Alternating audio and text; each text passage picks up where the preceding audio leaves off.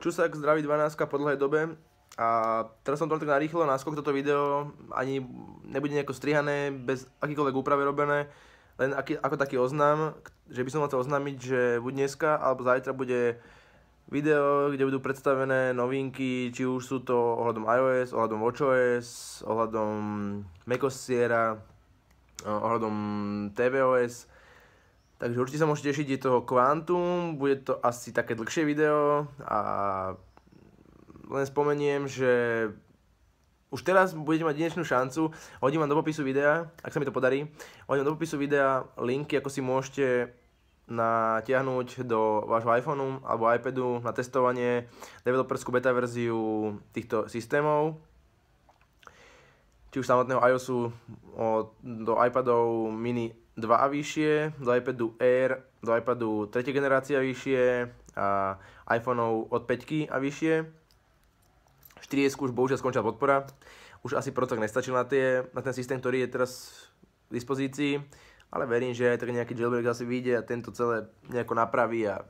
budete môcť mať všetky tie utility aj v iPhonech, takisto ako to bolo so Sirim v iPhone 4. No, takže takto. A ešte v skratke vám len tak poviem, že keby ste mali teda záujem si nainštalovať tú beta verziu do vášho zariadenia, či už iPhoneu alebo iPadu, tak návod je veľmi jednoduchý.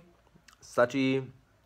len v popise zverejním link z Google Drive, kde si stiahnete certifikát do vášho iPhoneu, nainštalujete.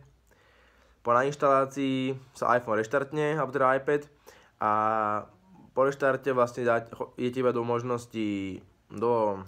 nastavení, v nastaveniach do všeobecných, aktualizácia a hneď vám to vypíše iOS 10, dáte to stiahnuť, ono to má 1,7 GB cca a dáte vlastne inštalovať. To isté platí aj na Apple Watchoch, ak máte Apple Watche, a tam je to podobné, tam mám tiež zverejním link v popise a tam je to takým spôsobom, že tiež otvoríte vo vašom iPhone, keď máte napárované hodinky s iPhoneom, tak na vašom iPhone otvoríte tiež ten link, ktorý je v popise a v tom linku vlastne dáte takisto inštalovať, ale vyskočí nás taká možnosť, že kam inštalovať, dáte, že Apple Watch, on to vlastne nainštaluje do hodiniek, tie sa reštartnú, zase takisto ako u iPhoneov a potom už len dáte čisto, že vlastne spustiť tú